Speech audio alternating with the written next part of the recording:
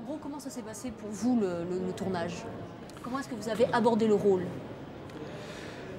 La difficulté du rôle, c'est qu'il fallait faire non pas une suite, ce qu'on n'a pas fait, mais un autre épisode. Autrement dit, on peut voir l'un ou l'autre des deux films indifféremment. C'est mieux si on voit les deux. Mais la difficulté était qu'on ne bénéficie plus, dans le second film, de l'effet de surprise du premier. Donc il fallait rester dans le même personnage pour que les gens le retrouvent et le repèrent, et en même temps apporter un petit quelque chose de plus. On dit un décalage, j'aime pas trop cette expression, ça veut un peu rien dire, mais disons qu'il fallait étoffer un peu le personnage, le rendre un petit peu plus copieux, entre guillemets. Le mot n'est pas très correct, mais j'en ai pas d'autre là. Et est-ce que vous avez vraiment ressenti en tournant le film ou alors en découvrant le scénario, ce que je viens de vous dire, à savoir que peut-être là vous aviez la possibilité de vous faire vraiment un nom, un grand nom? Parce que là, je pense que vous avez la possibilité. Vous savez, ça, c'est très gentil de me dire ça, ça me touche beaucoup.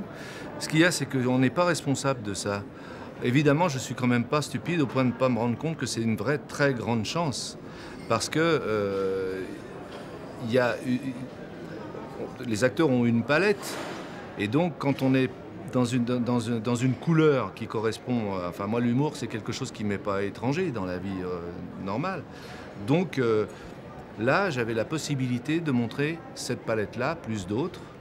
Enfin, et évidemment, il faut avoir le rôle avec la consistance nécessaire pour pouvoir le faire. Et c'est le cas. Alors maintenant, ce que ça va donner comme conséquence, je sais que déjà les gens, le public, les enfants, tout ça, sont très contents parce que ce personnage est sympathique. Il est à moitié capitaine Haddock et à moitié tournesol. Ouais. Il est capitaine Haddock parce qu'il est toujours en train de ronchonner, mais il n'est pas méchant. Et tournesol parce qu'il est un peu à côté de la plaque. Il faut dire que ce n'est pas des prix Nobel, hein, comme vous avez pu le remarquer.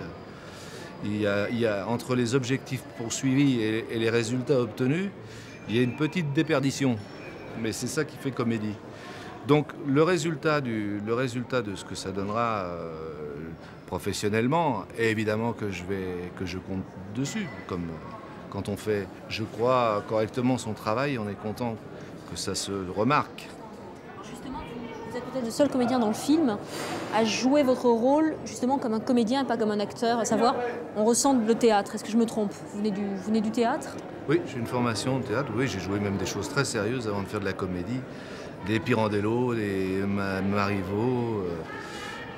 Enfin, la formation des acteurs, elle est très classique. Des grands auteurs, des auteurs modernes aussi. Mais enfin, je veux dire par là que on arrive à peu près tous des mêmes lieux, quoi, des mêmes cours, des mêmes choses de base. On fait des gammes. Et si vous sentez une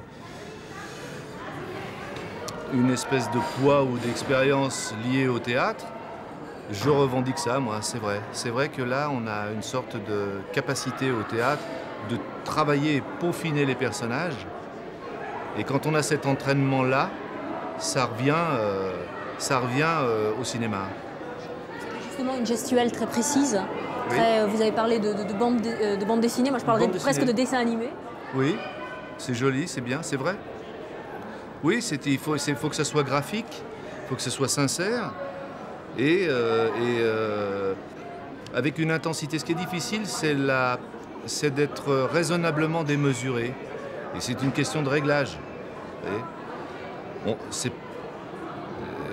j'allais dire, c'est plus...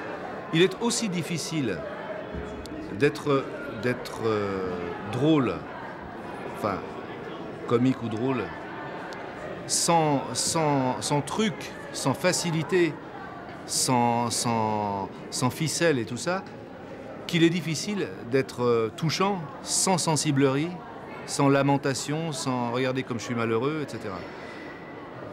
Entre les deux se situe le travail qui, moi, m'intéresse. Comment s'est passée votre collaboration avec le réalisateur, Gérard Klasvik, et également les comédiens, les autres comédiens? Très bien. Pour ce qui est du réalisateur, on l'avait déjà eu sur Taxi 1.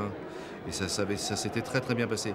Sur le deuxième, comme je vous disais tout à l'heure, on avait besoin d'avoir une petite démesure. Enfin, moi j'en avais besoin. Mais moi je peux monter contre un mur avec des palmes et des ailes de papillon, mais il ne faut pas que ce soit ridicule ni caricatural. Il faut rester juste dans la ligne qui permet de garder la sincérité. Sinon, alors, c'est un show qui n'a pas de sens. Et donc, avec Gérard, la complicité qu'on a eue, et il m'a beaucoup aidé là-dessus, c'était de vérifier qu'on n'avait pas basculé de l'autre côté, dans le ridicule, dans la caricature, surtout dans le truc. Vous voyez, je crois que cette comédie, elle est élégante. Parce qu'elle ne fait pas appel aux ingrédients habituels, sexe et tout ça, toutes ces facilités pour faire qu'on trouve parfois dans des comédies et qui ont pour but de rajouter ça et là une espèce de petit poivre. Vous voyez, quand le plat n'a pas de goût.